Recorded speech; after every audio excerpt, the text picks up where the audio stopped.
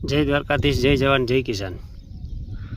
તો ખેડૂત મિત્રો, આપણે ખેતીમાં તો અવનવા પ્રયાસ અને સાહસ કરતા હોય અને કરતા રહેવા જોઈએ, અને તો જ આપણે કંઈક ખબર પડે।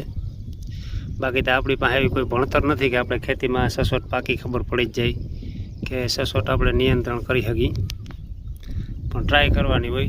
હજી લગીનમાં કોઈ કંપનીના સાહેબોએ પાકું નિરીક્ષણ કરીને પાકું પરફેક્ટ 100% ગેરંટી નથી આપી શકતી કે આ વસ્તુ તમે આવી અમારી દવા છાંટો કે અમારું ખાતર આમ વાપરો તો આ થાય। મિત્રો, આપણે ટ્રાય કરવાની હોય અને કંપનીવાળા લગભગ ટ્રાય જ કરે છે।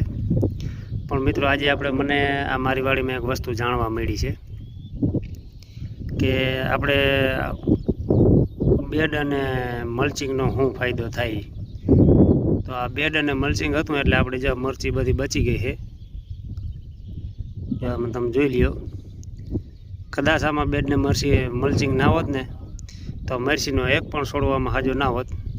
આ બેડ બધા બુડી ગયા હતા પાણીમાં।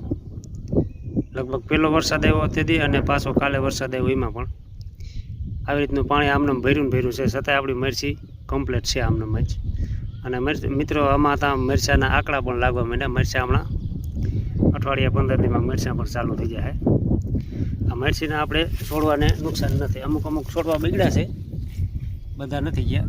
જો તમે આમ જોઈ શકો, લગભગ બધી મરચી આપણી રેડી છે। એટલે આપણે નવો સાહસ અને નવી ટ્રાય કરતી રહેવાની। આપણે નવા સાહસમાં અને ટ્રાયમાં કંઈ જવાનું નથી। થોડી ઘણી કદાચ કોઈક વાર નુકસાની આવે તો આગલી વાર કમાણી કરી લેવાની।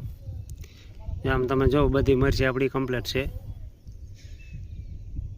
કદાચ અમારે આમાં મલ્ચિંગ અને આ બેડ બનાવ્યા ના હોત ને તો આ મરચી આપણી હોત નહીં। આપણે આમાં રૂપિયા 50,000ના છોડવા લઈને વાવ્યા છે।